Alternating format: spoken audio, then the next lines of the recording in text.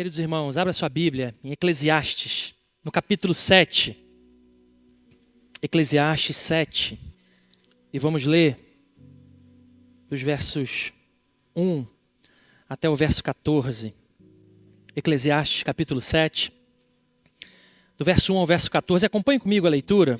Diz assim a palavra do Senhor: melhor é a boa fama do que o unguento precioso, e o dia da morte melhor que o dia do nascimento. Melhor é ir à casa onde há luto do que ir à casa onde há banquete, pois naquela se vê o fim de todos os homens e os vivos que o tomem em consideração.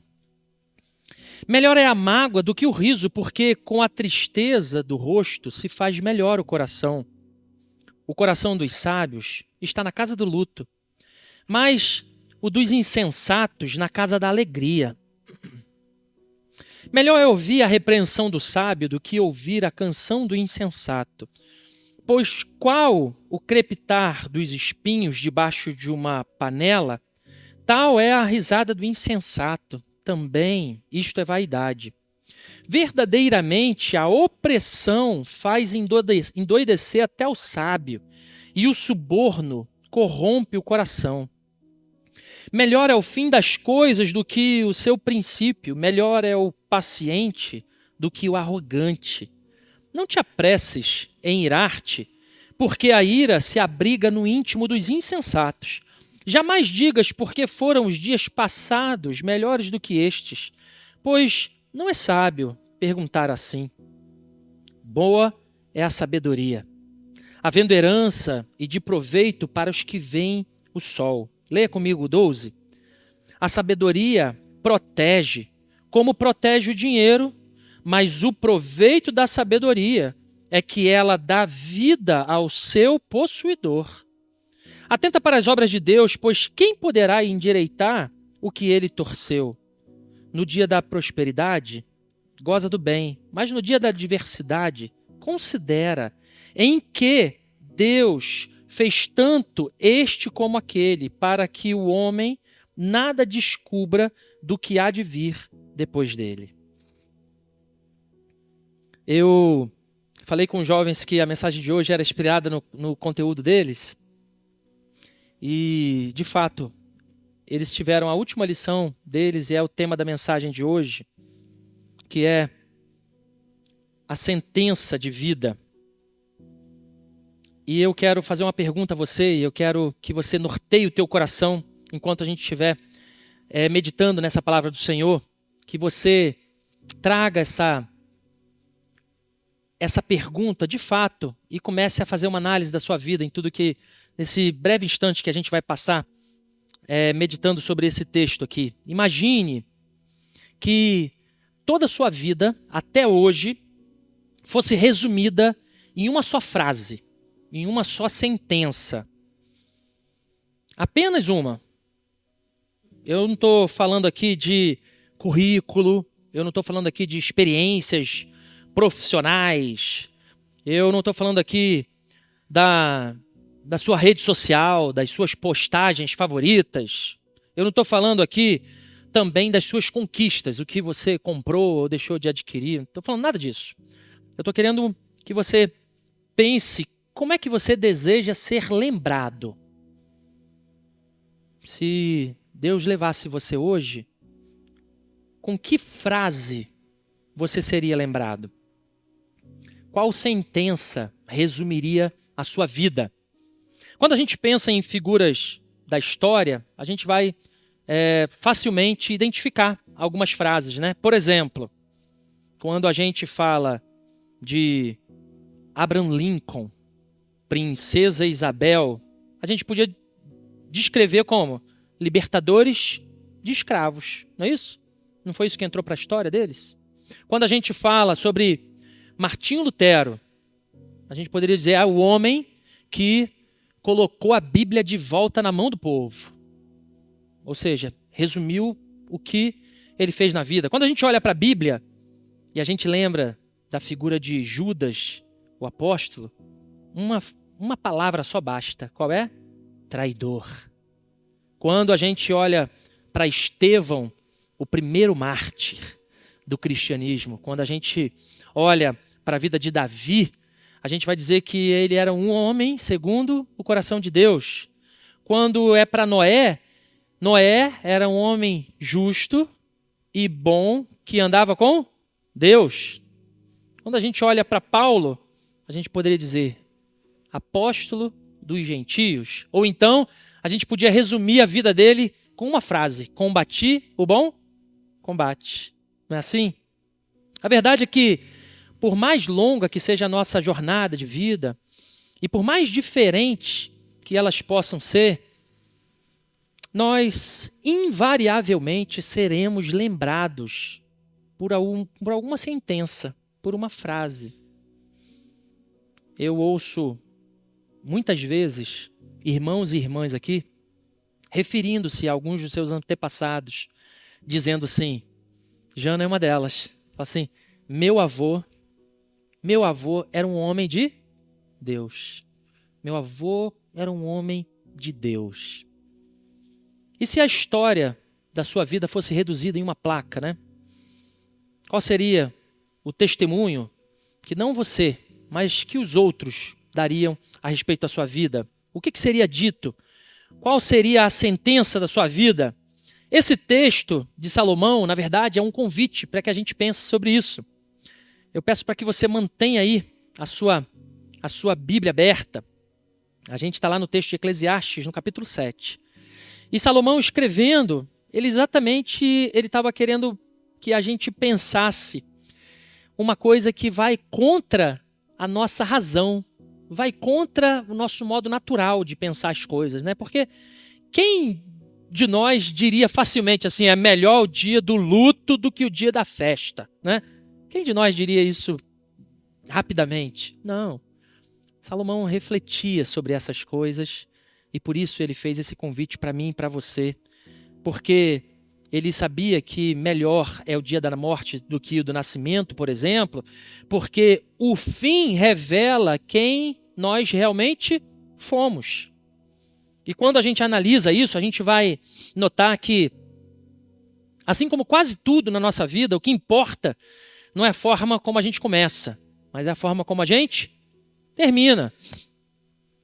Aqui a gente vê muito isso, né? Nos ministérios que são desenvolvidos, irmãos que começam com todo gás, mas no decorrer do tempo, às vezes largam, abandonam suas funções ou param. E do contrário também, daqueles que persistem, vão até um fim, o ministério frutifica, e quando a gente olha e fala assim, uau, aquele simples começo se transformou numa grande bênção. Por isso o tema da mensagem de hoje é a sentença de vida, e eu quero junto com você brevemente tirar algumas lições aqui, e eu quero novamente reler com você o verso 1 do nosso texto, lá em Eclesiastes, que diz que melhor é a boa fama do que esse unguento precioso, né? Porque e o dia da morte melhor do que o dia do nascimento. Ou seja, Salomão diz que o unguento precioso é algo valioso, né? Mas é externo. Lembra-se que quando Salomão está desenhando esse cenário na nossa mente, é assim que os escritores fazem, né? Ele está dizendo de algo que é bem comum naquele tempo, porque os mortos recebiam um unguento, um perfume, uma preparação do corpo.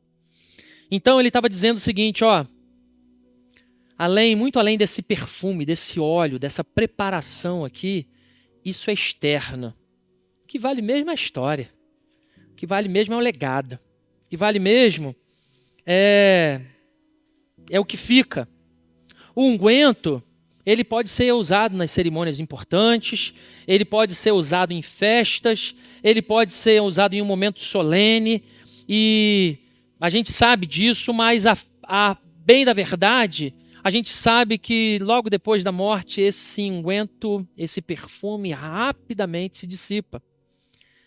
E apesar de ser tão valioso, tão caro, ele não adianta nada nesse decorrer do processo. Em contraste a isso, a boa fama, ou seja, o bom nome, ela está ligado a um estilo de vida que se volta muito para o caráter, para a integridade da pessoa. O perfume se vai, mas no olhar de Salomão, a reputação, ela permanece. Ou seja, a gente podia dizer que o que Salomão estava querendo dizer aqui é que é melhor ter uma vida íntegra do que a gente impressionar os outros com algumas aparências que são passageiras, coisas que ficam no meio do caminho. Então a primeira reflexão que a gente faz é que a vida, na verdade, ela é definida pela sua sentença final. A nossa vida, ela é definida pela nossa sentença final. Depois a gente vai adiantando e a gente continua lendo o 2, o 3, o 4, e fala assim, melhor é ir na casa onde há luto, melhor é a mágoa do que o riso. O coração dos sábios, ele completa no 4, está na casa do luto. Ou seja, Salomão nos convida aqui a encarar essa realidade da morte como um instrumento pedagógico para a nossa vida, para a gente aprender com a morte, refletir sobre a morte, sobre o que acontece, o que será depois disso, nos ensina sobre o valor da vida. Quando nós perdemos os nossos entes queridos, nós somos levados naturalmente a fazer algumas reflexões. Mas eu quero dar um passo além sobre isso. Eu quero estudar com você sobre o que a palavra do Senhor diz e sobre o desejo do Senhor, do Criador de todas as coisas, sobre tudo isso. Refletir sobre a morte nos traz esse valor da vida. Mais ainda, refletir sobre a morte nos impulsiona a fazer algumas perguntas, mais umas perguntas para o nosso coração. Por exemplo, o que eu tenho construído nessa vida? Será que são coisas ou será que são valores? Para onde eu vou? Para onde eu estou indo? Por que caminho eu tenho caminhado? Como é que eu serei lembrado? Então a segunda lição que a gente tem aqui é que a reflexão sobre a morte, ela traz sabedoria para a vida. É a segunda reflexão que a gente tem. Depois a gente continua, eu vou lá para o versículo 5, onde fala que melhor é ouvir a repreensão do sábio do que ouvir a canção do insensato. E a gente, quando lê isso, se pergunta, Salomão, e quem é que gosta de ser repreendido? Pelo contrário, eu gosto sim de uma bela música. Todos nós gostamos de ouvir uma bela música e normalmente evitamos ao máximo ouvir uma repreensão. Mas a lição preciosa que está aqui é que o caráter é mais importante do que a aparência. A verdade é que a maioria de nós prefere sempre a aprovação do que a correção, prefere o elogio porque ele é muito mais agradável do que a exortação, do que o puxão de orelha. Mas Salomão inverte essa expectativa e ele diz que é melhor ser corrigido por alguém que é sábio do que ser elogiado por alguém que é insensato, por alguém que não leva nada a sério. Esse elogio de nada acrescenta na nossa vida. É isso que Salomão está querendo dizer. Enquanto essa repreensão feita por um sábio, ela pode sim nos trazer maturidade, fazer que a gente vire algumas chaves. E eu e você sabemos bem os valores que a repreensão tem no nosso coração e no nosso caráter. Se você já viveu um pouco nessa vida, certamente você valoriza alguma das repreensões que você recebeu ao longo do caminho. E a construção de um caráter é como talhar uma escultura na pedra, né? O escultor, para fazer uma bela escultura, ele precisa machucar essa pedra, ele precisa cortar, ele precisa lixar, ele precisa desgastar, ele precisa esculpir. Às vezes, nós somos pedras brutas. Alguns mais brutos que os outros, inclusive, né? Mas o fato é que todos nós vamos aos poucos sendo moldados. E que privilégio é quando estamos cercados de pessoas sábias, para que nos façam boas repreensões e nos deem bons ensinos. Não é por acaso que nós convivemos com a igreja, não é por acaso que o Senhor criou a igreja. E será que eu e você queremos ser lembrados como homens e mulheres de honra? Óbvio que sim. Nós queremos ser lembrados assim. Por mais que às vezes a gente ouça por aí alguém que fala assim, não estou nem aí, mas no fundo, quando a gente para conversar, todos nós queremos ser lembrados como alguém de valor. Então, o desafio que eu quero fazer para você é que você se deixe ser moldados pelos bons conselhos, que você se deixe ser moldados pelos bons amigos, pelas boas companhias, e se for necessário, que você saiba a ouvir as repreensões com humildade. Só que isso é apenas uma ponta muito pequena da caminhada. Os bons conselhos que você precisa receber e praticar, eles estão todos na palavra do Senhor. Os melhores conselhos que você pode receber e que vão certamente moldar o seu caráter estão na palavra do Senhor. Quando nós falamos da palavra do Senhor, nós cremos que essa palavra ela é viva e ela é eficaz. Então nós cremos que é como se o Senhor, o Deus Todo-Poderoso, o Deus Altíssimo, falasse, repreendesse diretamente eu e você, no seu coração. Então, em nome de Jesus, se deixe ser moldado pela palavra do Senhor. Procure a palavra do Senhor. O caráter, a sua vida cristã, de fato, ela é muito mais importante do que o perfume, do que a aparência. Quando nós continuamos a leitura, a gente vai chegar no verso 13 e 14. E olha o que ele diz, atenta para as boas obras de Deus, pois quem poderá endireitar o que ele torceu? No dia da prosperidade goza o bem, mas no dia da adversidade, considera em que Deus fez tanto este como aquele. Olha que interessante, ele fala aqui sobre pontos distintos, que é prosperidade e adversidade.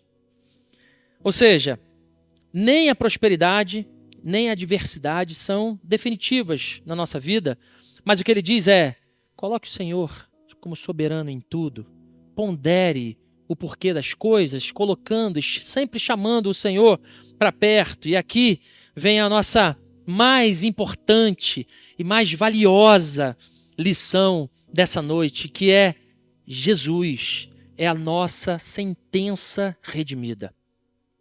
O Senhor Jesus, Ele é a minha e a sua sentença redimida. E o que eu quero dizer com isso? O que eu quero dizer é que, apesar da sua resposta hoje, seja ela na sinceridade do coração, qual tenha sido, existe tempo ainda para fazer uma nova sentença. Existe tempo para viver de forma diferente, existe tempo para um caminho de retorno, existe um tempo para ajeitar as coisas, existe tempo ainda para uma nova sentença na sua vida. O tempo passado, a gente não consegue voltar mais, mas a graça de Deus, ela é capaz de redimir todo esse tempo perdido. A graça do Senhor sobre as nossas vidas é capaz, assim como nós falamos aqui, de transformar todo o nosso tempo perdido em vitórias gigantescas, em testemunhos maravilhosos na presença do Senhor. Por isso, meu irmão e minha irmã, a boa notícia dessa noite é que ainda há tempo para mudar o rumo da sua vida, para mudar a sentença da sua vida. Não é tarde para reescrever essa nova sentença com esse novo propósito. Se você crê nisso, diga amém. E quando a gente fala sobre isso, esse é um resumo do que é o evangelho na vida do ser humano. O verdadeiro evangelho é dizer que ainda há tempo, que ainda há graça, que ainda há uma cruz que transforma, que é capaz de transformar a nossa sentença. E Jesus é aquele que veio para mudar uma sentença de condenação que eu e você tínhamos em uma sentença de salvação. Ele morreu para que a nossa história não terminasse só na derrota, mas em uma redenção. Paulo diz lá em Efésios, no capítulo 2, que nós estávamos como diante de Deus? Estávamos mortos em nossos delitos e pecados, mas Deus, sendo rico em misericórdia, nos deu o quê? Vida.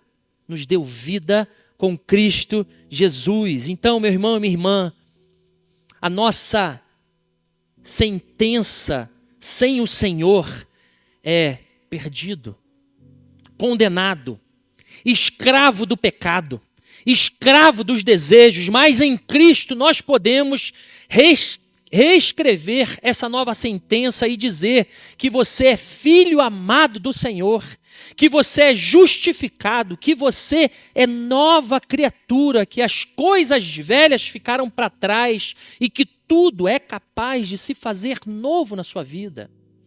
E essa é a proposta do Senhor para você essa noite. O Senhor deseja reescrever a sentença da sua vida. Eu quero que você saia daqui com essa pergunta no seu coração: qual será, afinal, a sua sentença? Que palavras vão definir você? Que testemunho você deixará quando você se for?